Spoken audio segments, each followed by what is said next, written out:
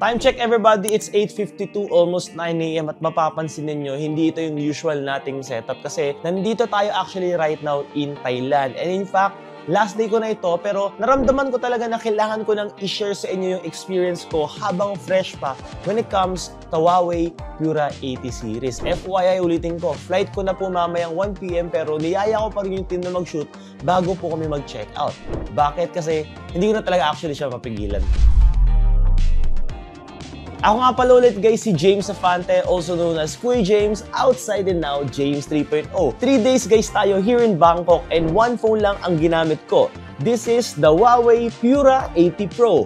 Let's go! Usapang specs muna tayo guys. These are actually the information na pwede naman i-search online. And ito rin mismo yung na-share din sa amin. When it comes to display, it has a 6.8-inch OLED LTPO display with a 2848 x 1276 resolution and adaptive of 1 to 120 Hz refresh rates. Kaya niyang tumibigay sa mga premium and flagship phones, smooth scroll at malaki din po ang matitipid mo when it comes sa battery. When it comes sa RAM and storage options naman, meron siyang 12GB of RAM that is using a UFS 4.0 technology.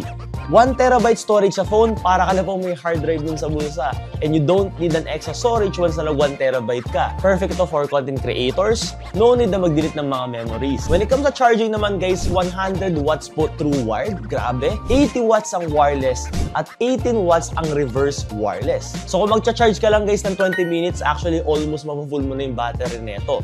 Yung ibang phones nga kahit nga 5,000 mAh which is mas maliit compared sa Huawei Pura 80 Pro series, umaabot po ng 1.5 to 2 hours para lang ma-full charge. Mas malaki na yung battery pero mas mabilis pa rin. Protection naman niya guys, it has a second generation Kunlun glass which is 20 times daw po na mas matibay compared sa mga ibang industry leading glass materials right na ginagamit sa phone in the market. This is tested sa lab, 1.2 meters yung height multiple times at wala daw pong visible crack. Ang Kunlun glass po ay also gawa din ng Huawei, hindi ito third party katulad po ng Gorilla Glass. Pinagmalaki nila ito as China's first ever 5-star glass with a certification from Switzerland, SGS. So when a product like Huawei's Kunlun glass earns a 5-star drop resistance certification from SGS, it means independent experts actually really tested it. At hindi lang to gawa-gawang term ng marketing team. Okay, let's talk about the thing that really makes this phone shine, which is actually guys, the camera system. At hindi lang to basta-basang triple camera ha. It's actually a flagship grade and borderline DSLR level. Uulitin ko po ha, DSLR level. When it comes sa main camera niya, it's a 50 megapixel 1-inch sensor with a variable aperture of f1.6 to f4.0 plus OIS. This is the same sensor po na mahahanap niyo sa mga high-end Sony cameras like for example, the RX100, meaning more light, more depth, and even better low-light detail.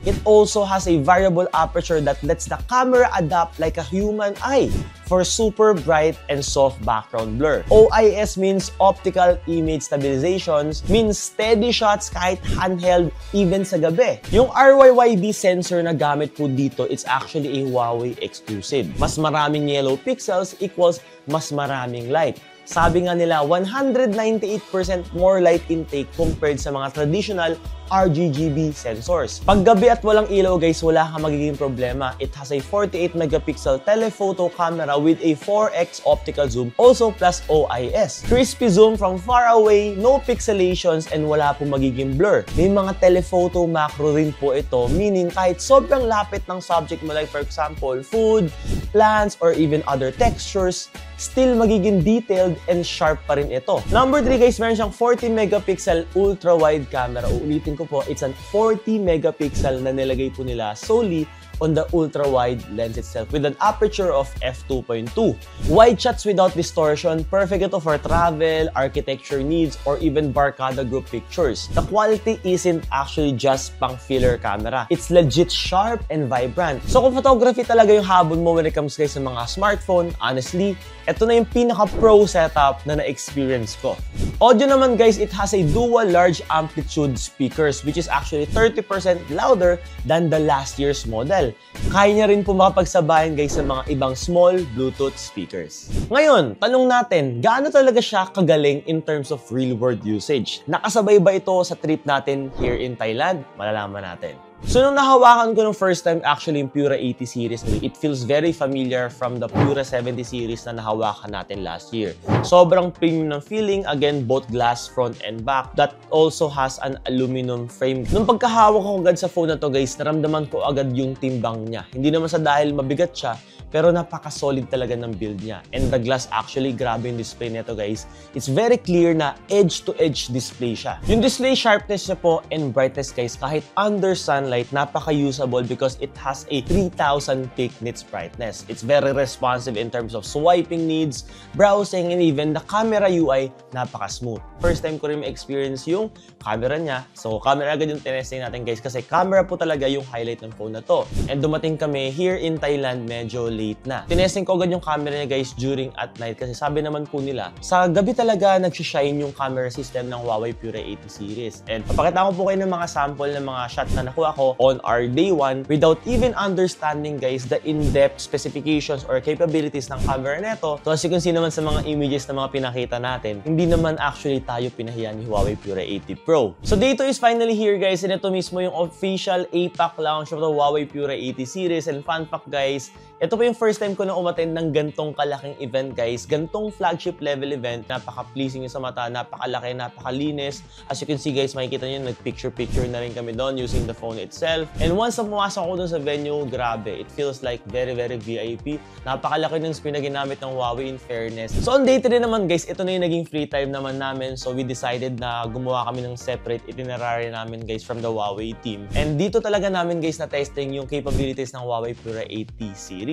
The day 2 was the launch, and day 3 was, ito yung time na pwede na talaga kaming lumabas sa labas, saan kami pumunta. So, nag-decide kami na pumunta talaga sa mga extreme environment. So, even nagbangka kami. Yung, alam mo naman yung mga habang mga bangka ng Thailand, di ba, ang bibilis nila, sobrang shaky nila. So, yung na-handheld ko yung mga cellphone, as you can see, nag-video ako, napaka-stable niya. Nagpo-photo ako, grabe, even guys, may hood kasi kami nun, so medyo yung, hindi siya malakas yung light eh. So, I can say low light talaga siya nung time na yun. And as you can see, ang ganda pa rin ng mga images na napaproduce niya. Doon din namin actually nakita yung malaking statue. As you can see na, doon din namin na-testing yung from ultra-wide, wide, and then telephoto, and even guys, dun sa 100x zoom niya. And makikita nyo guys right now on screen na grabe yung detail talaga na napoproduce ng camera na to. And that's actually without a direct sunlight kasi medyo makulimlim po talaga yung paligid ng time. And then on the night na, so alam mo na kung saan pumunta kami on the streets, naghanap kami ng place na medyo maraming ilaw, no? So kasi dun nalaga natin matetesting na okay, may red dito, may blue, may white, may green, may orange, may whatsoever.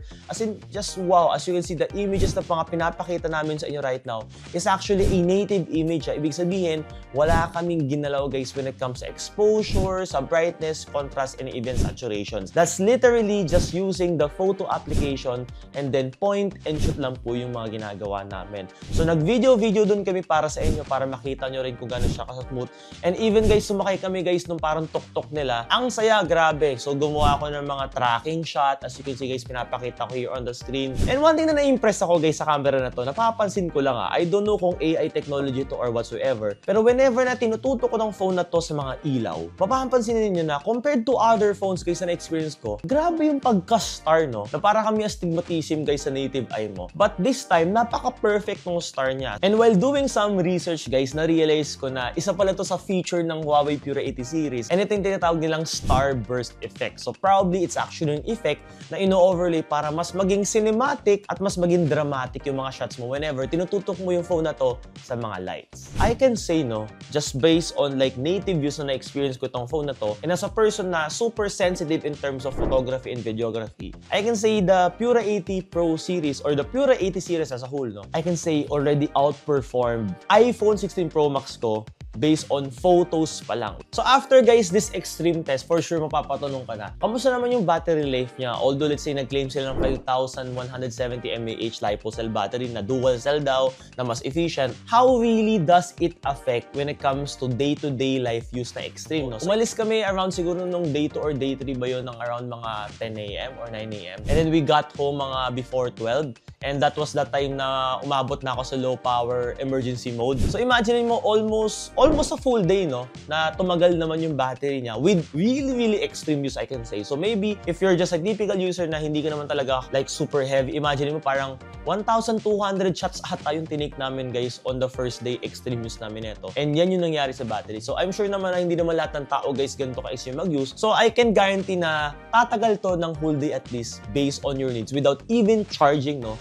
A single time during the day. Honestly, if ito yung gamit kong phone, I can actually even survive, no, without using an iPhone already. Kasi nakaka-enjoy talaga yung camera niya. Wala talaga akong masabi. So I can say na if you're into a mobile photography, or let's say if wala kang budget pambili ng malaking camera, honestly, with this Pura 80 Pro series pa lang guys, you have more than enough of what you need in terms of photography by just having a camera on your pocket and a phone at the same time. So 3 araw, isang bansa, Thailand, isang phone lang ang kasama ko, the Huawei Pura 80 Pro.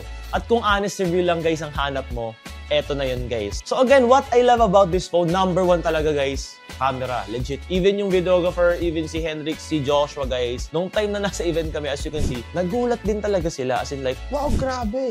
Lalo na yung telephoto, like, napakahirap kaya guys mag-telephoto camera on gantong kanipis na cellphone guys, on low light. Just imagine guys, before, hirap na hirap guys yung mga phone manufacturers, but Huawei really nailed it down this year. So yun yung pinaka nagustuhan ko. Siguro battery, camera. Yung video, very okay na rin siya sa akin pero wala lang siyang ProRes. Doon lang nanalo yung iPhone. So meron din akong, by the way, mga bagay na nakita na room for improvement naman on this phone. So first na napansin ko guys is meron siyang ghost touch issue. Lalo na dun sa mga edges niya kasi sobrang laki talaga ng screen niya. Or siguro dahil ginagamit ko lang yung phone na to without a case. So I suggest kung bibili kayo guys ng Huawei Pura 80 Pro, mas okay na guys na gamitin nyo na lang siya with the case para ma-avoid nyo po yung ghost touch. Well actually in fact naman pag binili mo naman to, may kasama na tong case. Second guys is yung AI photo preview delay niya. So pag kinapture mo yung mga image, let's say for example nirat-rat mo talaga siya, like kasi tinesting ko talaga, binaburst ko talaga siya. Meron siyang 3 to 5 seconds delay guys before niya i-process yung image at mapakita sa iyo yung mas malinaw or mas sharp or mas magandang version ng image na yon. Number 3 is actually skin tone rendering. So napansin ko na medyo maputla tong camera na to when it comes sa mga skin tone, especially lalo na sa mga indoor faces. And yung focus lock nito sa video guys, napapansin ko na minsan bigla siya bumibitaw at lumilipat yung focus ng lens.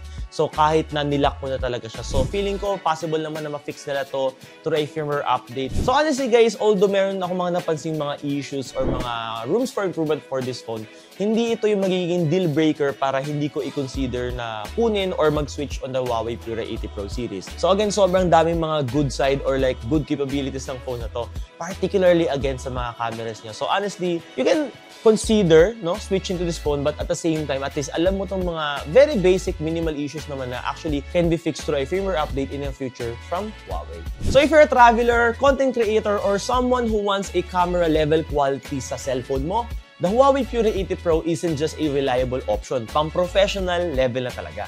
May konting quirks, pero sa overall experience ko guys here in Thailand by using this phone, certified solid and basically easily one of the most powerful camera phones I've ever used. So kung may tanong ka guys about this phone or gusto nyo pa na mas lumalim tayo guys in the future in terms of comparison or talagang i-side by side natin siya guys paglabanin sa mga ibang flagship phone, comment nyo down below. And by the way guys, kung gusto mong bumili ng Huawei Pura 80 series, naglagay na rin ako ng link dyan sa baba which has the best prices right now guys in the market with COD or like Shopee Pay option pa yan. So kung gusto mo ng installment o naghahanap ka ng legit link para makabili neto na i-deliver na lang sa bahay mo, naglagay na rin ako link in the description. And if nagustuhan mo tong video na to guys, don't forget to like, comment again guys kung gusto niyo pa ng mga ganitong klaseng videos, and subscribe. And don't forget also to turn on the notification bell. And I'll see you guys on the next shift guys. So once again, this is James Afante, also known as Kuya James, and now James 3.0. I need to go guys kasi baka maiwan pa ako ng flight. So see you there. Bye-bye.